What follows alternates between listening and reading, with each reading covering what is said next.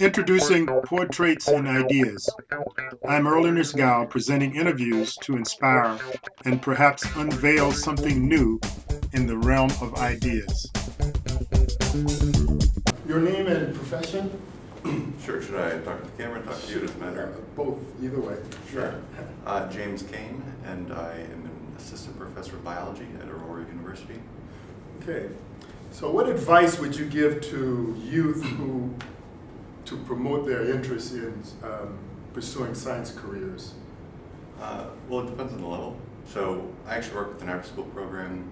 There's some STEM after-school programs in our community, and I work with those through our school. But then if you're talking high school level or even younger, then it sort of just depends. I think showing them can be fun, I think, is probably the most important, especially at a young age, where it's less content driven. It's more just here's how the world works, and that's interesting, and it's okay to be interesting. I think there's sort of a stigma in a way that it's not as bad anymore. Sort of like the you're a nerd or a geek, that's not cool. It's actually, I think, starting to become a little cooler to be into the kind of geeky tech science culture.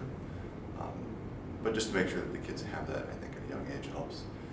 If you're talking more high school level, where there's a little more intellectual involvement, a little more autonomy from the students, I think empowering them to feel like they have some agency, so they, I guess, feel proficient in a way. There's more of a build confidence through skill, I think, though. So I think hands-on experimentation is important at that level. At all levels, it's really just the goal you're trying to get across, depending on the age. Mm-hmm. So you actually work with a program now for doing that? I do. Yep. So, in addition to what you just mentioned, what other messages do you give them in your program? We don't. So I guess there isn't really a direct message that we try to give to the kids. Mm-hmm. Like, hey kids, this is. It's more interaction. What you should get out of this. Uh-huh. We try to make it fun. Mm-hmm. So we do a lot of hands-on stuff. We teach them content, but it's not you need to know this to know it. We give them like a little pre-test, post-test just to see if they're learning and change mm-hmm. how we work with them. But we tell them it's not for grade, it's just for us, so we can make the program more fun for you. And it kind of takes the pressure off. So low pressure environment, and it's just saying, isn't this neat? This is how waves work. This is how waves work. This is, we play with slinkies. We play with some science equipment we bring from our labs. It's sort of the Bill Nye approach. Yeah, kind of Bill Nye, which is you can play with the adult toys, and we're going to teach you a little bit so that they're like, wow, this is great. Because a lot of kids they look up at the professionals and teachers a little bit, but especially if you get like professors or if you get scientists, it's like this fear, like they're tall and old and they're so smart, and it's just they're using words too intimidating in that approach. At a young enough level, they don't quite get that. Right. But then they get to a point where they actually like kind of fear that. It's like they're uncomfortable. So you just want to say, like, I want to help you. Yeah. Like, I'm not a scary person. Sure. And to show you that it's fun, you can do this. Even if you don't do it as a career, like, to go, what do you want to do? You want to go into business or be a dancer or be a fireman or whatever they want to do. And, it's like, but it's still cool to understand how this works. Sure. And then, because a lot of science, I think, is, obviously you don't say you want to get them into a science career. A lot of it is, if they fear it, they tend to you tend to like what you're interested in, or you tend to be interested in what you're good at doing, and so I think there's always this fear that I'm not good at science. Yeah, right. And right. so but they can be good at other things. Yeah. And so just to kind of, even if they don't choose science, to at least open up the possibility that they then consider over the years that maybe when they come to it, they say, yeah, we'll go into that. I like the use of the word fun because when you think about the vastness of it all in terms of science, that's the ultimate fun, really, because there's so many avenues to explore. And also, one other point that I think you probably have some good thoughts on is, if you learn something about science or the methods of science, you can apply those methods in a wide array of other fields that you may be passionate Absolutely. about. One thing I tell my students at all levels is, the more you learn, the more you realize it's all connected. Yeah. I mean, everything, math, even business principles, physics, chemistry, biology. It's hard enough even at the college level to say, if you've got A and B 1 and 2, the stuff you learned in 1 is going to be used in level 2. That's right. That's right. And that's obvious. That's right. But then other things like, you try to connect chemistry with physiology principles. And it's like, as soon as they're done with the class, it's like, oh, I'm done. And it's like, oh, you're not. And it's cool that things are connected. Exactly. And nature doesn't have a department of chemistry. Right. So to Yeah. speak. Right. So here we are. Could you, how did you reach the position you're in today in your profession? Kind of outline your career, the milestones in your march to the PhD. Sure. And the universities that you attended. I am not shy in telling people that I am intellectually selfish, in that I got into this because I wanted to know I wanted to know about me. So early on I was athletic and picked up some books at Barnes & Noble early on sale on exercise. I like to exercise and I like computers. And I want to know, how do computers work? Like at the very deepest level, just what is this machine doing? And I got into programming. I can change how it works.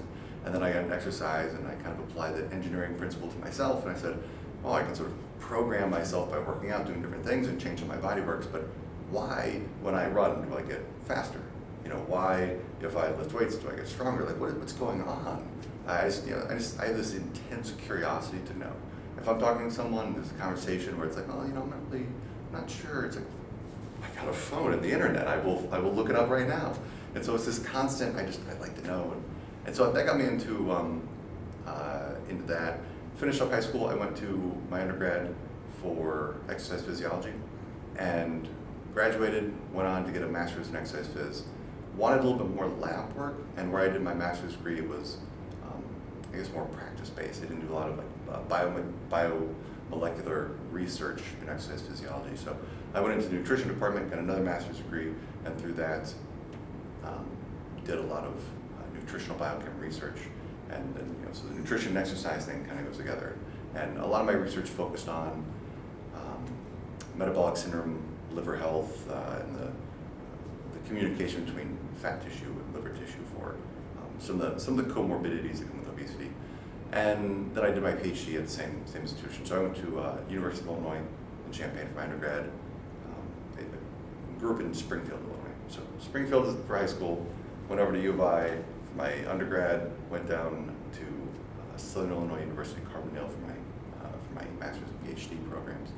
And and I just, the whole way I was just, how does the body work?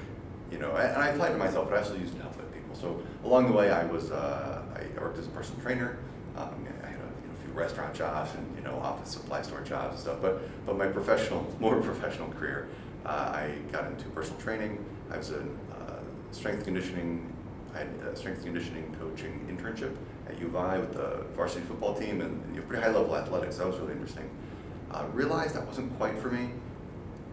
Part of it was job security. The head coach moves, you've got to move with them, kind of thing. And it's like, okay. And then as part of that, I just let's see, a lot of type A personalities. That's easy. That's the best way of putting it. I hated going to work and having sort of competition with the coworkers, because coaches are very kind of competitive still, and you would think that you'd work with your coworkers to train the athletes, but it's kind of a constant, it's like they're not athletes anymore, so they got to be athletes with sort of compete with each other. Mental athletes. Right? It's just like I want a more cooperative. Yeah, right. Laid back. Yeah. So. Anyway, where I'm competing with myself, so to speak, more so than with someone else. Yeah. So I got into research and nutrition research, and then I really liked teaching. It's sad to say, but what someone once told me, research is white collar factory work, and that's a really kind of negative outlook on it, but it takes a certain personality. There's a lot of really interesting science there. I like the science aspect, but I like more the learning and teaching of it. The actual going through setting up the experiments, which is intellectually interesting, then the time involved, the data analysis, and then you got to write grants and other things. It's sit there and type it 1,000 times. There's a lot of tedious work. That it was okay. It's just I didn't feel like I had as big of an impact through doing research. Because research is very slow, and it helps if you have a big team and an established lab. And some people really like that, and I liked it. But if I had the choice, I got more personal benefit out of teaching. I'd rather teach 10 scientists who, because I'm very outgoing, very extroverted. I like a lot of social stimulation, so teaching is great for me. Collaboration is great, and working in a somewhat smaller lab, it's a little too isolating for me. Mm-hmm. There are many people that are interested in that, and it was just, if I was going to put in 20 to 40 years, I don't. So, not to say don't go into research. It's just, there are a lot of other science careers that are not in a laboratory, university laboratory. And I thought about doing some in industry or with government, and it just so happens that I had an opportunity to go into teaching, and so I did. I really like teaching as a grad student, and so I actually have a job right now which is full-time teaching. So Aurora University, where I work, it is a teaching only. So we can do research, but our contract is we teach full-time. A standard research institution, you teach maybe half-time research, half-time teaching, or even quarter-time teaching, 75% research. And so there's no pressure to publish, but I still do collaborate with the lab my master's work was in, and I do some stuff at my university. So I do still publish. It's just not the primary focus, and I can focus more on teaching. So I get the research component that I really like, but it's comfortable. Mm-hmm.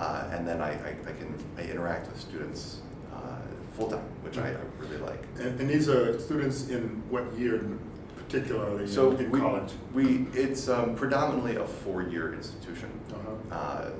We do offer some graduate programs, but not in the biology department where I work. Mm-hmm. So when I say biology department, we have regular biology, the different, basically plant, animal, human, and then we've got some cellular stuff in there, and then we've got health science, which is more health professions. Sure. So you want to know PA, chiropractic, nursing, a little bit. So I get to work with people who are interested in a little bit of kind of the academic research side of things. I also get to work with people who want to specifically apply it to a profession. So I get a nice range of students. Sure. So when you were growing up, were there any scientists that particularly inspired you and say, hey, that's the kind of thing I want to do? Interestingly, no, not really. Mm-hmm. There was always a sense of curiosity, and so my mom is basically professional administrative support, and my dad was an audiologist, an ear doctor, but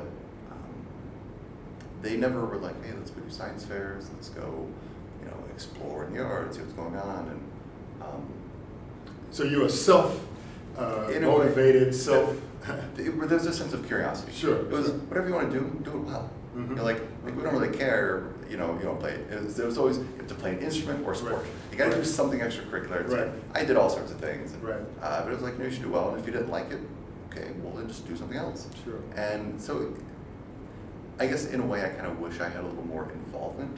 My parents are very busy, which I think a lot of kids do have. So I don't think it's necessary to have. I judge a lot of science fairs. I never did one.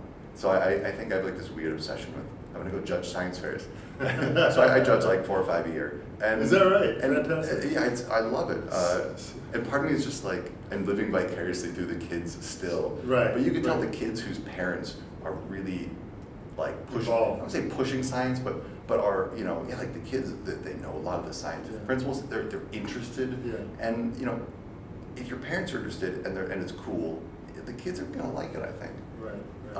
But there are also other kids that those are the ones that I say, cool, you're fine. I'm not really gonna interact with you on a level that's like I need to give you something. Mm-hmm. I'm just gonna go, wow, fantastic job, keep doing what you're doing. Yeah. Then there are those kids that whether it be through after school programs or science fairs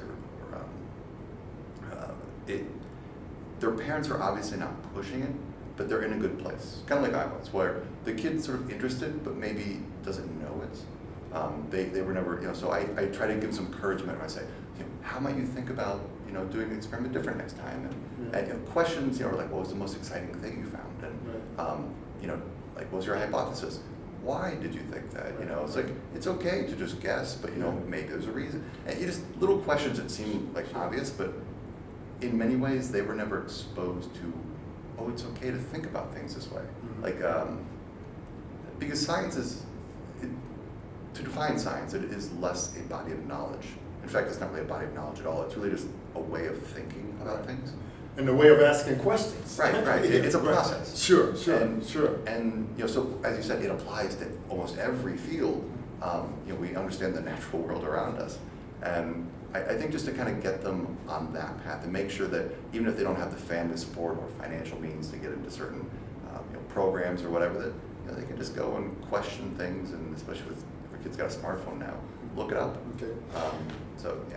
When you were studying, obviously you had some tough courses along the way, and you obviously ran into roadblocks from time to time. That typically happens a lot in math courses, for example. So what was your strategy when you ran into roadblocks where you didn't understand something and you wanted to get around it? And the purpose for this question is to let a student know that there are workarounds, because many students get to roadblocks and they quit. And they say they initially want to be a scientist or want to go into science, but they find that maybe I'm not made for this because I can't understand this problem. And so consequently, society loses a lot of potentially great scientists that way. I can answer this a number of ways. To be honest, so when I first got into like exercise physiology and in computer, it's just kind of curiosity there. But so I went to Barnes & Noble, and it's the only bookstore around me at the time, and they had this college textbook, which they rarely ever have. I'm not sure why it was in the store. And this college textbook of exercise physiology, but it was the previous edition. So they just got out the new edition, so this one was on sale for like $5. They're normally like $100. At the time they're $100, they're like $300 now. So it's this textbook. I'm like, there's a lot of pictures, cool, pick it up. And I got home and I was like, wow, this just explains everything. Like, this is that level of detail. It was like the popular science books, like you pick up off the shelf, but didn't really explain the deep level of, and They skim the surface. and Yeah. that there was a deeper understanding, I think just stimulated the curiosity in me. So I read the book, like 3 times. It's fantastic. And so part of it is, I think, finding something you're interested in is first and foremost. So if broadly speaking, you're in a field and you're studying science or something, and even if we take it down, high school, you haven't really chosen a field, but you're interested in, say, science in general, but you're finding like, well, I want to go, like there are a lot of parents that say, you need to go in a science field, a business field, you need to be a doctor or whatever, and there's this pressure, and as a kid or a young adult, if you really dislike it, find something else. I mean, I always tell my students, this is of course university level, but it's like every one of you in here, you are privileged in that you were able to choose something to study. Out of the 100 possible degrees you can get, you chose this one. I would hope that you enjoy it on some intrinsic level. So find that. If not, no pressure. Just go do something else you enjoy. But when you're in that, whether or not you're in high school or you're doing what you love, it is a labor of love. It's not always easy. In fact, if it's easy, it's generally not good. There's something really, and I'm not sure how to teach this, but there's something to be learned from struggle and achievement. If you work for something, the achievement is so much more fulfilling. Mm-hmm. And I think it just takes little steps along the way to show that. So let's see, how to get around that. I think understanding that and again, I'm not sure how much you can teach it, but I think just through demonstration. Mm-hmm. So I try to tell students that this is not easy, but the struggle is worthwhile. When you get to that aha moment, it's fulfilling. And if you get a string of these, then eventually they become less anxiety producing, because there's like big exams or something like a concept that's like, oh, I'm too stupid, or it's just a lot of work, and like just discouragement. So break up into small pieces, and to show them that you don't have to know it at the expert level, just a little bit more than you already know, and then that's it, just little steps. Because especially if they're interacting with experts, and it's like, well, you know so much, it seems like too much to achieve to get where you are. It's like, I did take one step at a time. Thousands of small steps, Right. and I'm still doing small steps. That's right. Like in the grand scheme of things, I don't know a whole lot. I mean, nobody does. There's too much to know. Exactly. So there's always people smarter or more capable and less capable, and wherever you are, just so you have to be comfortable, I think, with the process rather than purely the outcome. Accumulate the ahas. Yeah. And then that builds your confidence over time. Absolutely. I mean, and like at the conference here, there are almost most of the speakers. I mean, I'm fairly young. Most of those speakers are very well established and have history of research publication that's longer than I've been alive. And I'm a pretty smart guy, but time is on their side. Exactly. And so it's intimidating. Yeah. But I go there and I say, look, that's where you are, this is where I am, and you can't compare the two. Sure. I want to learn from you. You're right. And if I make mistakes or if I don't know as much as you, help me out. And I think there's a lot of collaboration. They'll learn from you too, for sure. And that's the other thing is getting in a good environment where there's collaboration, not competition. Right. I think it's important. So, I'm looking more broadly now. What scientific breakthroughs in general, even beyond your field, do you think will happen over the next, say, 10 years? Let's see. 10, 15? So I'm a little biased in where I would go with this because of my own personal interests. Sure. Well, you can also address your own field, so, for sure. Yeah. Right. Things that I'm kind of interested in, or that I see in the news, things that I think are actually on the cusp of making a societal difference. There are lots of major breakthroughs that we understand, especially medicine and other things, that don't trickle down. They trickle down slowly. It's not like this, wow, like we just discovered penicillin. Like we don't have those anymore because we've learned so much that it's an accumulation of small things that make differences. And it's hard to make huge immediate change from a single discovery. That's the other thing is I think a lot of people view science as single big discoveries. And it's like, no, it's, the more you learn and the more interconnected we realize everything is, it's more just incremental. Singles and doubles. So big changes that may be coming. Quantum computing, I think, is making major changes and can completely change our concept of just computing in general. The type of computing and the power of computing, I think, will be dramatically different. I think that there are some major changes in biology, specifically with, I don't want to say personalized medicine. I think we're kind of early on that. But I think the concept of genetics and genetic engineering at a functional level that we can actually develop therapies.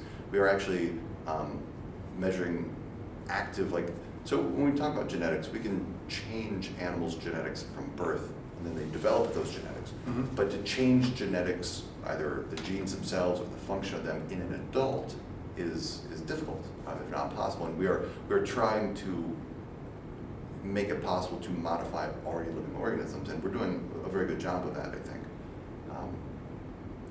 And then, let's see. That's like CRISPR, for example. Oh yeah, absolutely. Some things like that are fantastic, but actually that in a living human, there are versions of that we sure. You're not gonna have like major changes like your eye color's changed, but functional changes in say a gene that controls lipid or glucose metabolism, or something along those things lines. that would enhance or the health, immune system, health profiles, certainly. right. Or silencing cancer genes. Let's see. And I think there's the gut microbiome, I think is large. We're starting to understand that a little bit more. I'm not sure if therapies or any kind of intervention will come from this, but I think an understanding of how the body works it has already changed our concept of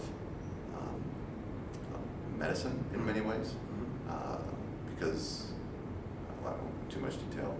Let's see. And then I think climate change, and not just climate change science as far as why is it changing, but why, like I said, why it's changing, but how we really need to have science has a problem sometimes of breaking down all the individual components and not looking at the system as a whole. So if I look at an organism, well, I want to look at just the heart. And well, the heart functions in the context of the body, but say within the heart, I'm going to look at specific cells within the heart and specific receptors on those cells. And so we have this reductionist attitude. Oh, and, hi. Hello. And we, so I think we went through a long phase of, especially when we got into molecular research, as a society, I think we broke everything down, and now we're starting to put all the little components back together to understand how the big picture functions. Now, of course, as a human body, which is my major field of works, but also I think just the world, so interconnection, ecosystems, right? Climate change, plants, animals, humans, how we all, you can't do one thing and not affect something else. Mm-hmm. So along those same lines, what are some of the major problems you see that science can help solve over the next few years? And that actually relates a lot to the breakthroughs, potentially. Sure. I think in general... and the reason for asking this question is to give a student an idea of areas that they might want to explore. I want to talk about that second part first before Sure, we go back to sure. the first one. So I remember I was doing, one of the jobs I had as a grad student was, I got like some grad assistant at working with the Center for Environmental Health and Safety. And so they do, so if you ever have a lab, you have to, there's some federal and state laws for disposing of biological waste, chemical waste, and just generally, it's a lot of hazardous things. And so whether it be disease vectors or chemical components that might be dangerous, or just standard waste, and you can't just go dump chemical waste in the environment. And then you want some nuclear radiation waste removal. And I thought this is actually kind of neat, like the science of how do you organize the chemicals and to store them in certain ways, to dispose them in certain ways, and why there are certain regulations and ways of handling them. It sounds kind of lame, but I was just thinking, that was never a degree. Like when I was like, oh, what should I go to school for? And that wasn't there.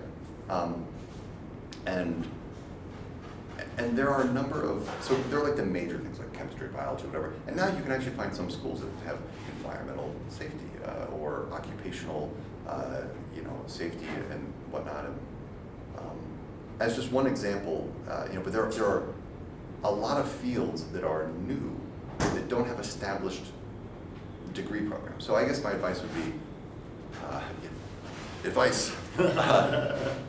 don't just look at the degrees that are listed. Don't look at what's already established, because the new fields, where science is going, Sure. is where it's less established. Yeah. You have a greater chance of being a pioneer, and also it could be like interdisciplinary as an approach. That's a huge where you move where you forward. combine a couple of fields. Yeah. Yeah, we try to push a lot of interdisciplinary study. Yeah. And we try to offer new degree programs as we can. But, so don't just think I got to do this. It's I can apply this, transferable skills. Mm-hmm. And just So it's just keeping an open mind that that many things that out of the 1,000 possible science careers, there are like 20 science degrees. So a lot of things are just more based on experience. Right. Anyway, so back to the first thing. Gosh, what was the first question? About the problems in Oh, yes, the what world can that science can solve. What can we solve? Well, geez, there's always the health and medicine ones. I'm not exactly sure where a lot of that's going. There are things where it's, here's where we're probably going to go, but the time scales like, the next 5-10 years, it's probably 20 years. Unfortunately, progress is slow, but we're making a lot of progress there. I can list 100 different things, but the medicine is just advancing tremendously. I think our environmental stewardship and how we modify our industrial practices and just things like clean energy, manufacturing, energy production. These are becoming, I think, cleaner because we're starting to understand that we kind of need to take care of our world, because currently we can't leave. And that brings me to the last thing, which is we're trying to leave. I think space exploration is going to move forward tremendously, especially since private industry is starting to get into it. Because one of the major limitations to any science endeavor is funding. People, yes, but right now funding is the major one. And I think that getting some private investment in some of these fields in a good way. Certainly there can be some downsides to private or corporate investment, but I think it'll really help push some of these forward. Could you explain your areas of focus in terms of the research you do and the research you've done in the past at a level that could be understood by the lay population? Sure. So to summarize, so we look at dietary fatty acids. So whenever you consume any kind of fat, it's not just fat. There's monounsaturated, polyunsaturated, and saturated fat. That depends on how the fat molecule is sort of shaped and some of the chemical components of it. And then within that, there are different kinds of saturated fat, different kinds of polyunsaturated fats, and so on. So even within polyunsaturated fats, see omega-3 and omega-6. Omega-3, even if people haven't heard of it, they inevitably have when they hear the advice, consume more fish, or flaxseed, things that are some good fats, nuts even. So we look at, and not just overall fat, but the specific fatty acid composition of a diet and how that can modify our physiology. Specifically, how does our fat tissue work? So fat tissue doesn't just, in most tissues in the body, but especially fat tissue, it doesn't just have a single function. It doesn't just store fat. It is actually very hormonally active. So it can have a lot of influence on other organs in the body. And we also look at the liver. So the liver does, like 5 to 10 major things and a lot of other smaller things. So it does clean up, toxins and whatnot in our body and sort of detoxify them. You drink alcohol, it's a toxin.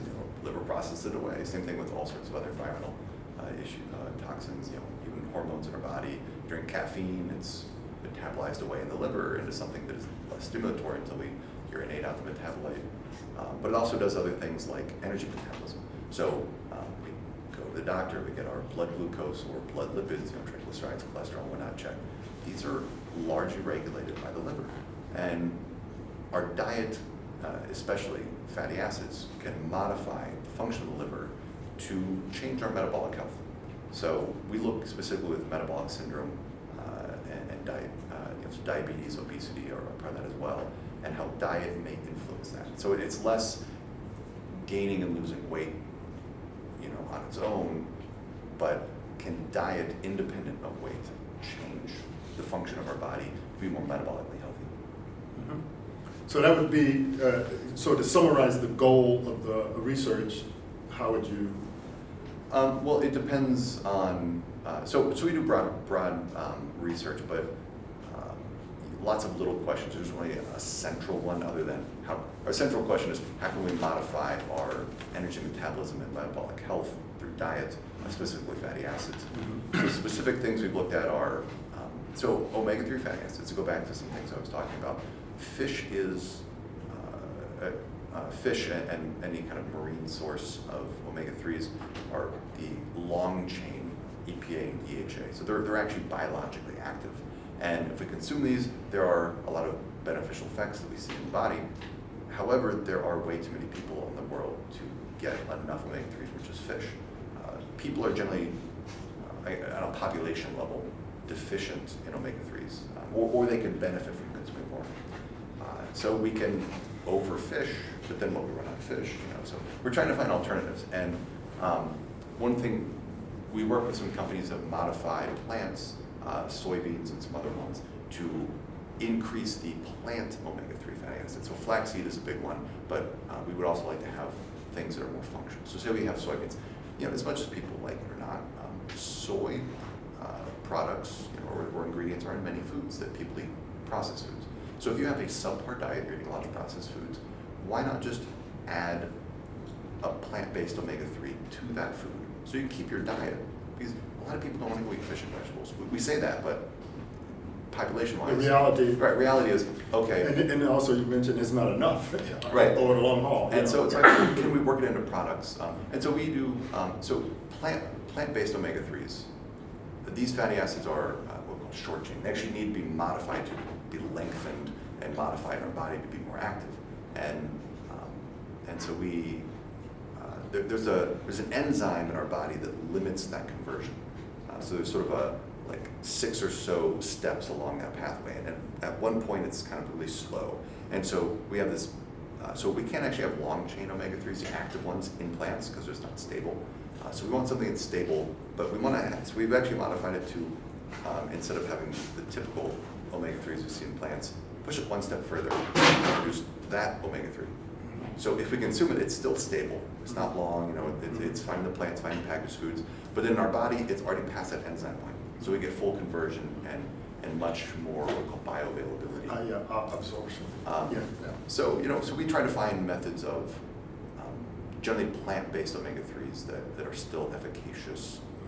So what foods do you recommend as a result of? Well, if we're going to go back from that and say, well, what should people be eating? Generally speaking, fish if you're into that. Although then we also have to think about not just overfishing, but the fact that we have a lot of industrial pollution and mercury and cadmium, some other lead poisoning, some organic pollutants that accumulate in fish. Sure. So it's like, sure, eat tuna, but maybe twice a week. Right. Once, gosh, are people even eating it twice a week? But you got to be careful, especially for pregnant women or small children. Smaller fish, the better, like right. sardines. Oh yeah, sardines. Yeah, great. But we're so I mean, otherwise. But it's also in many other. It's also in just plants in general. In addition to flax in plants, what other sources in plants are? Well, I mean, okay, so there, you have the major things like flax seeds, chia seeds. You can get there are a few other plants, but they're generally not available as tasty. But walnuts are fairly high in omega-3. The important thing is that would be the premier nut with. That might be the best one. And omegas, by the way, going back a bit, you mentioned omega-6s. Now, omega-6s we don't want to get, right? In general. It's not true. We actually do want them.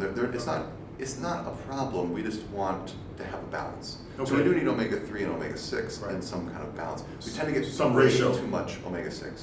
Okay. Too little omega-3. And the reason for that is, some people say, well, whole nuts like almonds or peanuts, peanuts are a leguminous sort of special case, but a lot of nuts in general are high in omega-6 and fairly low in omega-3, but that's okay. In fact, if you look at research, whether it be epidemiology or intervention, it's good for you. The issue is we tend to do a lot of vegetable oil. So a lot of soybean and corn oil, cottonseed oil, is we strip out oils from these products, we purify it, we put it in a lot of packaged food. And so people aren't really drizzling these oils on food as much as it's just incorporated in products. Into the package. Or they cook with it, like vegetable oils and cakes, pastries, whatever. And those are very deficient. And the high heat processing and oxygen exposure that through isolating the oil tends to damage the fatty acids further. So there are many issues with over-consuming vegetable oils. In moderation, fine, but we tend to way over-consume. And that's where you get the excess of omega-6s. Right? So if people were to simply just reduce or eliminate a lot of the processed oil, sure, olive oil and other things, or even some of those oils in small quantities, fine, but to the extent. But then you're talking, well, to do that, you got to eliminate a lot of processed foods. You also eliminate sugar, a lot of hyper-processed, flour products that, there's nothing wrong with carbohydrates, but hyper-processed foods. So again, it's difficult to say, just do that. So really, you come back to just eat less processed food. Sure. In general. And it's sort of the omega-3, omega-6 issue sort of takes care of itself. So speak to the healthy oils. So here's the thing. Fatty acids, especially unsaturated fatty acids, which tend to be more metabolically and health-wise beneficial for us. Because they're unsaturated, where they're unsaturated, they have a double bond, and that double bond is sensitive to oxygen. It can interact with oxygen, and we can, so through heat and oxygen, we can damage these lipids. So we get oxidized lipids, that tend to be quite damaging to consume in excess. And that would be rancid. sure. So be the rancid category is part of that. Right. So light exposure, so UV damage, light exposure to excess. Well, usually it's high heat processing. So deep frying. You take unsaturated oils because they're liquid room temperature. So that's what you're going to use to fry. I guess you can heat up. They used to use duck fat back in the day, but we tend not to use that to fry much anymore. But still, we have very highly unsaturated oils like soybean oil or peanut oil that we put in a deep fryer. We heat it up to 400 degrees, and we use it for a few days in a row, just dipping in. So you've got oxygen exposure because it's just like an open vat of oil, and high heat, and you're using it for a few days, and yeah, that's so it's not just the fat itself, it's the damaged fat that we're that we're consuming. So if you go to the store, you can buy cold pressed oils. What that means is they take the seeds and they will put them in a press and just mechanically press them out to squeeze out the oil.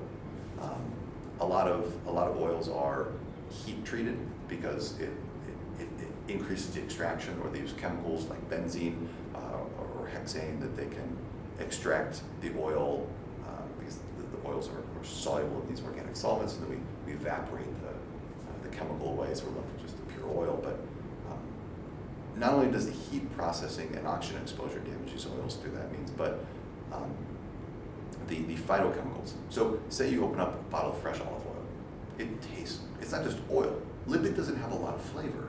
The phytochemicals, so the chemicals that come with the plant, the coloring, the whatever, they call them antioxidants oftentimes, that's one class, is these give flavor, but they also have some health properties. You open up the bottle of olive oil, a week or two later, a month later, it starts to have progressively less flavor. And then after a while, it's like, well, olive oil doesn't really taste like much anymore. It's because after you open it, the oxygen exposure is oxidizing away those phytochemicals and some of the antioxidants. And not only are those antioxidants and phytochemicals modifies it less beneficial, but they also change the flavor because they're not there anymore. So we actually deodorize and sort of and take the flavor out of a lot of highly processed oils that like you buy on the shelf that use for deep frying, because we don't want we want a very neutral oil. So again, if you're going for healthy oils, pretty much anything that is cold pressed tastes good because it probably has phytochemicals in it, or realistically eating it within the whole food matrix, meaning you can get avocado oil, and my God, it's fantastic, but limit that and eat more avocados. Eat nuts. You can go buy walnut oil or peanut oil, but if you want to use it for cooking, okay. However, if you're looking just for a good healthy fat source, you're better off eating just the nuts. Mm-hmm. So it's interesting because we talk about limiting sugar. We have free sugar. We add sugar to things, and whenever we digest food, we don't have to actually break down the food as much. It's just sort of there, and we absorb it very rapidly. Our blood sugar goes up. That's unhealthy. So we have hyperglycemia. So postprandial hyperglycemia. So after we eat, our blood sugar goes up higher than we'd like. If we take a starch, we'll talk intact, say an apple. Oh my gosh, it's high in fructose and sugar. Well, yeah, but it's inside of physical plant cells. We have to actually chew and then chemically digest away the plant cells so that we can access the sugar. So it hits our system much slower. More gradually. And research shows, like you can go on a very high fruit diet and get 100 grams of fructose from sugar, as long as it's 100 grams of fructose from fruit, mm-hmm. And as long as you're eating whole fruit, fine. You put it in a blender and bzzz, it has a different effect because if you extract it and you have. That's why there's a caution about overdoing smoothies. Right. In moderation, sure. Maybe add more vegetables, but do be aware that you want to slower or juice. Yeah. Mm-hmm. I drink OJ, but it's 100% OJ. It's hits the system too fast. Metabolically, it's the same as having Kool-Aid. Right. That's the science. Exactly. It doesn't matter where the sugar is from if it is extracted in its free form. So back to the lipids. Oil is sort of an analog of that. You have free oil, let's say you drizzle olive oil over sugar, in moderation, fine. However, if you have a nut or an avocado, that fat is actually bound up in plant cells. And so the postprandial lipemia, which we're starting to understand is a major contributor to health, cardiovascular health especially, and insulin sensitivity, is you're much better off eating the fat in the whole food matrix. Okay. So in general, for anything, fats, carbohydrates, whatever, less processed food as the bulk of your diet is. That's a very important point, I think. Yeah. What would you say at this point in your career is the greatest achievement that you have accomplished so far? You know, it's interesting. It's one of those things where it's like, you have senioritis as an undergrad, or gosh, in high school, and as an undergrad, and it's like, oh my gosh, I can't believe I don't want to do this anymore. I just want to be done. And as soon as you graduate, you're like, oh, I guess I'll go to grad school. It kind of sounds fun now. You get to grad school, it's like, what did I do? And then you get your master's degree. It's like, I guess I'm good for the PhD. And then partway through the PhD, it's like, oh my God, I can't finish. I was like at the point where I'm like, okay, I legitimately can't finish. I can't do it. And everyone goes through that phase. And so if you have a good advisor, mentor, and hopefully some social support, it's like, look, everyone goes through that phase. I was there. Again, you can't. You look at your advisor and other people, like, you are way too far ahead of me. It's too much work together. It's like, look, you're not trying to publish groundbreaking research here. You're just trying to get a PhD. You've got years ahead of you to get where I am and further. And so again, putting it in context is helpful. So so it's weird that like every step of the way seemed like a major achievement. It was too much, and then it's a major achievement. But then after the fact, you go, that wasn't that hard. And many things retrospectively seem easier. It's like, I always tell students, like, imagine the first time you had to write a 10-page paper. It's like, oh my God, like that's just huge. And then afterwards, you're like, and when you hand in that 10-page paper, like, here, it's like, it's not that hard. A 20-page paper, oh my God. You write a 20-page paper, like, I can do that again. Yeah. And so it's weird that like, I feel very accomplished, but it's the process. I think my biggest accomplishment, I think, is just understanding that it is an ongoing process. There's no goal. There's a lot of small goals. I don't think there's ever a point where I'm going to go, I achieved what I wanted to. Mm-hmm. Because as soon as I do, you realize that, I guess it's easy. I'll keep going. Right. But by breaking it down into small steps, it just seems more. It's a process goal rather than an outcome goal. Mm-hmm. So I do have achievements I'm very proud of. My first publication was great, and first publication in a really good journal. Getting a PhD is great, but I think working with kids is good. People in general. Mm-hmm. I think just if I can have someone go, oh, that's interesting. If I can have someone walk away and say, I have a better appreciation for wanting to understand things, that is by far, degrees aside, even if I never went to school, that is always the best. Even when I worked with people as a personal trainer, or computers or anything else, just having them go, oh, okay, like this makes sense, and they feel good about that. Mm-hmm. Better than anything else. That's the best natural high. So all of the things you've learned, obviously you've gone in tremendous depth into nutrition, for example, and also exercise based on your undergraduate degree. How has all of this informed your lifestyle? Like I said, I got into a lot of this because I'm selfish, in that intellectually selfish. I want to know how I work. I do want to know how lots of other things work, but that's my immediate benefit, I guess. That even if I'm stressed from trying to please other people by publishing in a certain way or getting certain experiments done, or having to conform to some sort of requirements for research or whatever, it's just like at the end of the day I can always apply to me. Like if zombie apocalypse happened and society fell apart, and I would still be interested in why the body works. I would go find books and but society doesn't care at that point, about my research, because we're so it's like if Self-clarification. I tell people, if shit hits the fan and you live on an island by yourself, escaping whatever hazards of have happened to the world, and you got 20 years by yourself, or like maybe 10 other people, like, are you doing it because it's why are you doing it? Now there are lots of things that require social input, but we do a lot of things because of social feedback. And everyone's motivated for different reasons, and I have that motivation, but a lot of it is just intrinsic interest in how these things work that I would continue doing even if I was the last person on earth. I find it interesting. So, how would you describe a typical working day in your profession? well, that has changed tremendously over the years. Currently, since I'm a full-time teacher, it's just like, oh yeah, you teach and then just go sit in your office and go home early. It's like, teaching is, as I tell my students, teaching is the easiest part of my day. So there's a lot of class prep, there's grading, we do a lot of meetings just for how the university works, but also to make sure the students get a good educational process. And there's a lot more that goes into that than you might think, or the students might think. And then, I'm involved in a lot of extracurricular activities. I still do some work on some publications, some lab research and analysis. But a lot of it is just focused on teaching. So, what courses?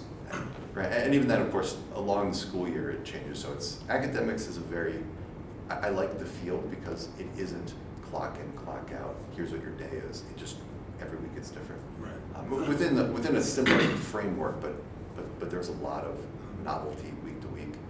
I'm sorry, was there? What are the titles of some of your courses?